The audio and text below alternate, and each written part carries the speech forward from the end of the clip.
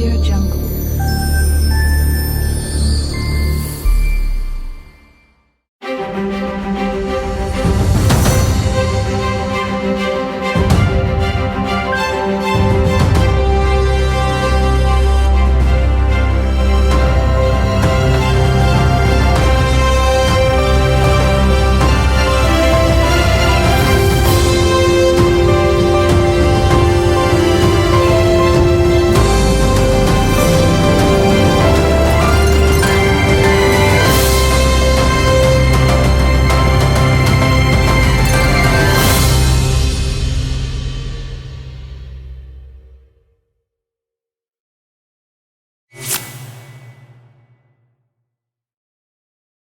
नाज़रीन, woman health TV में खुश आमदीद। मेरा नाम डॉक्टर समीह अख्तर है। जैसा कि आपको मालूम है कि लास्ट एपिसोड में हमने जो आपको मालूमात दी उनका ज़्यादा ताल्लुक़ इस चीज़ से था कि हमल होने का कुदरती तरीका क्या है। हम थोड़ा सा आगे बढ़ते हैं और पिछले एपिसोड में जो चंद बातें मैंने आपको बताई थी जो मैं समझता हूँ कि बहुत अहम है, उनको मैं आज दोबारा दोहराना चाहूँगा। सबसे पहली बात ये थी कि आपको हमल प्लान करना चाहिए और उस प्लान करने के कुछ मेडिकल एस्पेक्ट्स भी हैं जिनको मैं आज आपको समझाना चाहूँगा। सबसे पहले तो ये कि आपको हमल शुरू करने से पहले अपनी सेहत की ऑप्टिमम हालत में होना चाहिए। इसका क्या मतलब है? सबसे पहले हम एक चीज़ लेते हैं जिसका आपका वज़न मैं बात कर रहा हूँ, और वज़न जो है उसका एक नॉर्मल आइडियल होना हमल से पहले बहुत ज़रूरी है। और आप अपने डॉक्टर से अगर कंसल्ट करें तो वो आपको बता देंगे कि क्या आपका वज़न कम है, ज़्यादा है या हमल करने के लिए बिल्कुल ठीक है।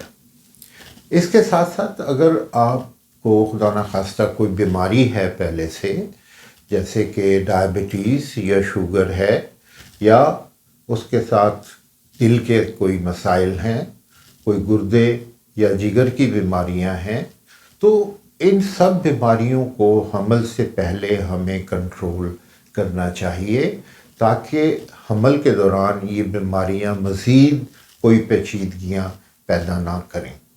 सो ये बहुत ज़रूरी है कि आप इन बीमारियों के प्रॉपर स्पेशलिस्ट से मिल के इनके बारे में पूरी मालूमात हासिल कर लें। इसके साथ कुछ टेस्ट हैं जो आपके हमल शुरू करने से पहले होने चाहिए। आपका ब्लड ग्रुप होना चाहिए।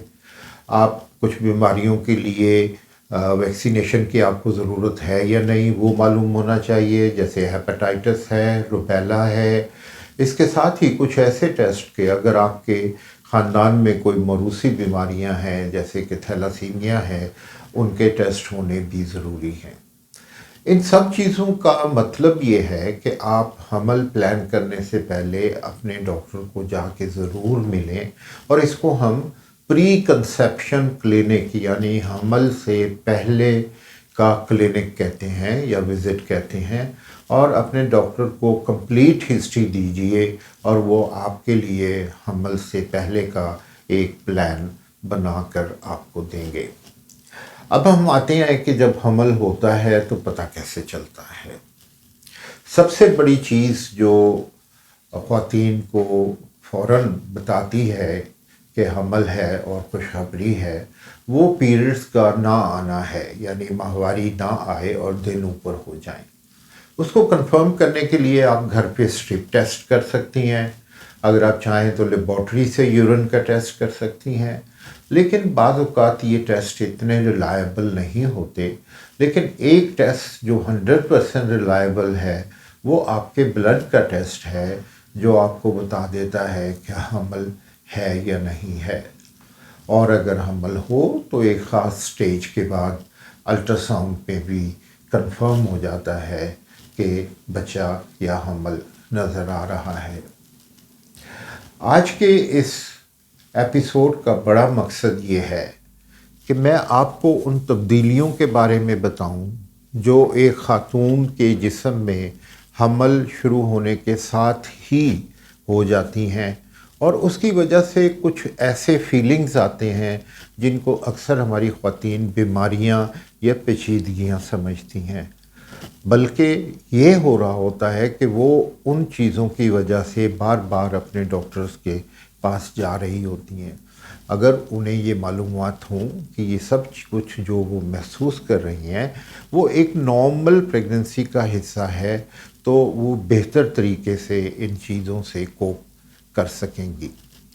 سب سے پہلے شروع کرتے ہیں کہ آپ کے جسم میں کیا تبدیلیاں آتی ہیں اور اس کی وجہ سے آپ کیا فیل کریں گے۔ آپ کے دل کی دھڑکن حمل میں تیز ہو جاتی ہے، 10 سے 15 بیٹ کا فرق پڑ جاتا ہے۔ آپ کا دل زیادہ بلڈ پمپ کر رہا ہوتا ہے، اور قدرت کا نظام ہے کہ بچے کو زیادہ خوراک جائے۔ جب یہ چیزیں ہوتی ہیں تو آپ کو پیلپیٹیشن، کبھی دل کی دھڑکن زیادہ محسوس ہوگی، آپ کو اپنی جلد کا ٹمپریچر زیادہ لگے گا اور ایسے لگے گا کہ جیسے کوئی بخار کی کیفیت ہے، کبھی آپ کو چکر آنے کی فیلنگ ہوگی اور سر کا درد۔ یہ سب ان تبدیلیوں کی وجہ سے ہے، اور ان کو کبھی بھی کسی قسم کی بیماری نہیں سمجھنا چاہیے۔ لیکن اس کے ساتھ ہی میں یہ بھی کہوں گا کہ اگر کوئی چیز آپ کو بہت پریشان کرتی ہے اور بار بار تنگ کر رہی ہے تو ضرور اپنے ڈاکٹر کو جا کے ملیے، کیونکہ یہی تبدیلیاں بعض اوقات کچھ پیچیدگیوں کا بھی پیش خیمہ ہو سکتی ہیں۔ اگر ہم بات کریں گردے اور مثانے کی، تو حمل کے شروع میں بار بار ٹوائلٹ جانا، یورین کرنے کے لیے ایک کامن سائن ہے، اور یہ اس لیے ہوتا ہے کہ بچے دانی کا پریشر مثانے کے اوپر ہوتا ہے۔ یہی کیفیت کچھ حمل کے آخر میں جا کے ہو جاتی ہے، کیونکہ اس وقت جو ہے بچے کے سر کا پریشر مثانے کے اوپر ہوتا ہے۔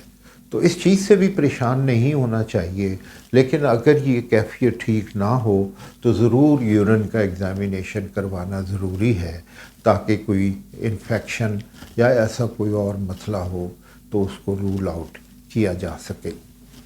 اب ہم آتے ہیں سانس کا پھولنا۔ یہ بھی بہت ایک کامن چیز ہے جو ہماری خواتین اس کی شکایت کرتی ہیں، اور اس کا مقصد بھی وہ تبدیلیاں ہیں جو آپ کے پورے سانس کے نظام میں آتی ہیں، جس کا مقصد بچے کو زیادہ آکسیجن پرووائڈ کرنا ہے۔ اس سے بھی گھبرانا نہیں چاہیے، اور یہ ایک نارمل تبدیلی ہے۔ لیکن اگر آپ کا بہت زیادہ سانس پھول رہا ہے، تھوڑا بہت چلنے پر بھی آپ کا سانس پھول جاتا ہے، اور آپ ڈے ٹو ڈے نارمل گھر کی ایکٹیویٹی نہیں کر سکتی، تو آپ کو ضرور اپنے ڈاکٹر کو جا کے دکھانا چاہیے۔ ایک اور سسٹم، ہم اب اس کی طرف آتے ہیں جس کے اوپر حمل کا بہت زیادہ اثر ہوتا ہے، اور وہ نظام ہاضمہ ہے۔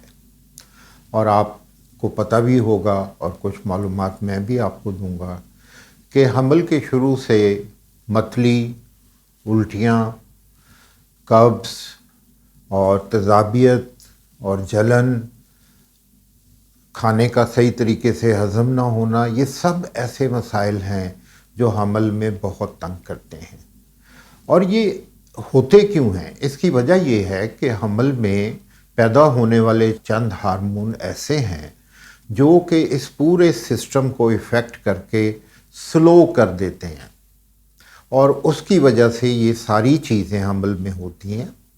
یہ خاص لیول سے بڑھ جائیں تو بیماری بن جاتی ہیں، اگر ایک روٹین کے لیول پہ رہیں تو یہ ایک نارمل حمل کا حصہ ہے۔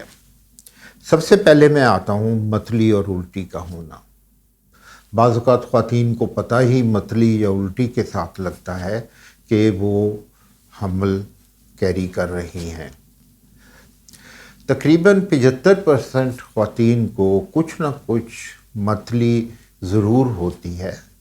ان میں سے چند ہوتی ہیں تقریباً 5% جن کو تقریباً سارا دن ہی متلی رہتی ہے، اور الٹیاں بھی اتنی ہوتی ہیں کہ وہ کچھ بھی کھانے کی پوزیشن میں نہیں ہوتی۔ یہ فیلنگ نارملی 6 ہفتے سے شروع ہوتی ہے اور 14 ہفتے پہ جا کے ختم ہو چکتی ہے۔ بعض خواتین کو تھرو آؤٹ 40 ہفتے 9 مہینے حمل کے اسی کیفیت سے گزرنا پڑتا ہے۔ اب اس کا علاج کیا ہے؟ اس کا ایک کامن سا جو ایڈوائز ہم سب کو دیتے ہیں وہ یہ ہے کہ آپ صرف وہ کھائیے جو آپ کو پسند ہو، صرف وہ لیجئے جس سے آپ کی الٹی یا متلی کی کیفیت کو مدد ملتی ہو، اور بجائے اس کے کہ آپ 3 کھانے کھائیں، آپ نے اسمال فریکوینٹ میلز لینے ہیں، یعنی تھوڑا تھوڑا کھانا ہے اور دن میں چاہے کئی دفعہ کھائیے، اور اس کے ساتھ پینے کی چیزیں زیادہ رکھیے، اور اس طرح آپ کافی حد تک اپنی اس کیفیت پہ قابو پا سکیں گے۔ ہو سکے تو فرائیڈ چیزیں اور باہر کی جو جنک فوڈ ہوتی ہے اس کو اوائڈ کیجئے، وہ بھی بڑی حد تک آپ کی مدد کرے گا۔ لیکن اگر آپ سمجھیں کہ آپ کچھ بالکل کھا ہی نہیں سک رہی اور ایون پانی بھی نہیں پی سک رہی، تو آئی تھنک کہ آپ کو اپنے ڈاکٹر کو بہت جلدی دکھانا چاہیے، اور ممکن ہے کہ وہ آپ کو داخل کر کے کوئی انٹراوینس ڈرپس جن کو کہتے ہیں، انٹراوینس فلوئڈز دیں، کچھ دوائیاں بھی دیں، اور بہت ساری ایسی دوائیاں اب اویلیبل ہیں جو آپ کی اس کیفیت کو کم کر دیتی ہیں، اور وہ پریگننسی میں بالکل سیف ہیں۔ تو بالکل گھبرائیے نہیں، بالکل اس چیز سے خوفزدہ بھی نہ ہوں، ایک نارمل پریگننسی کا حصہ ہے، لیکن اگر آپ بہت ڈسٹرب ہو رہی ہیں تو اپنے ڈاکٹر کو جا کے ضرور ملیں۔ دوسری چیز قبض ہے، اور ہم نے یہ دیکھا ہے کہ پریگننسی میں تقریباً 25% خواتین اس کی شکایت کرتی ہیں، اور اس کی وجہ بھی وہی پریگننسی کے ہارمونز ہیں جو ہر چیز کی آنتوں کی موومنٹ کو سلو کر دیتی ہیں۔ اگر آپ کو یہ شکایت ہو تو پینے کی چیزیں زیادہ سے زیادہ لیں، اور اپنی ڈائٹ کو تھوڑا سا اس طرح کریں کہ اس میں سفید ڈبل روٹی کی بجائے براؤن بریڈ کی طرف آ جائیے، بران کی طرف، یا ایسا آٹا جس میں تھوڑے سے اس کے گندم کے چھلکے بھی ہوتے ہیں وہ استعمال کیجئے، فریش فروٹس اور ویجیٹیبل لیجئے، اسبگول لیجئے۔ لیکن اگر پھر بھی یہ مسئلہ حل نہ ہو تو آپ اپنے ڈاکٹر کو بتا سکتی ہیں، اور وہ آپ کو ایسے آج کل سیرپس ملتے ہیں جو پریگننسی میں سیف ہیں، وہ آپ کو دیے جا سکتے ہیں۔ تیسرا بڑا مسئلہ جو خواتین کو ہاضمے کے نظام کی وجہ سے تنگ کرتا ہے وہ تیزابیت ہے، جو کسی بھی طریقے سے کوئی بھی چیز وہ کھائیں ان کو بے انتہا جلن محسوس ہوتی ہے۔ اس کے لیے بھی بہت سے سیرپس اویلیبل ہیں، اینٹاسڈز اویلیبل ہیں، دوائیاں اویلیبل ہیں، اور اگر آپ بالکل کچھ نہیں کھا سک رہی، بالکل آپ کی فوڈ انٹیک کم ہو گئی ہے، تو آپ ضرور اپنے ڈاکٹر کو بتائیے تاکہ آپ کو وہ ایسی دوائیاں دے سکیں کہ اس تیزابیت کے لیے کوئی نہ کوئی حل نکالا جا سکے۔ اس کے بعد ایک شکایت جو کامن سی ہماری خواتین کرتی ہیں کہ ڈسچارج زیادہ ہے۔ آپ کو یہ پتہ ہونا چاہیے کہ ہر خاتون کے لیے ایک ڈسچارج کا تھوڑا بہت ہونا ان کی صحت کے لیے بہت ضروری ہے، لیکن پریگننسی میں اس ڈسچارج کی مقدار بڑھ جاتی ہے، کوانٹٹی بڑھ جاتی ہے۔ اکثر خواتین سمجھتی ہیں کہ شاید ان کو کوئی بیماری ہو گئی ہے یا شاید کوئی مسئلہ ہے، یہ ڈسچارج کہیں بچے پہ ایفیکٹ نہ ڈالے۔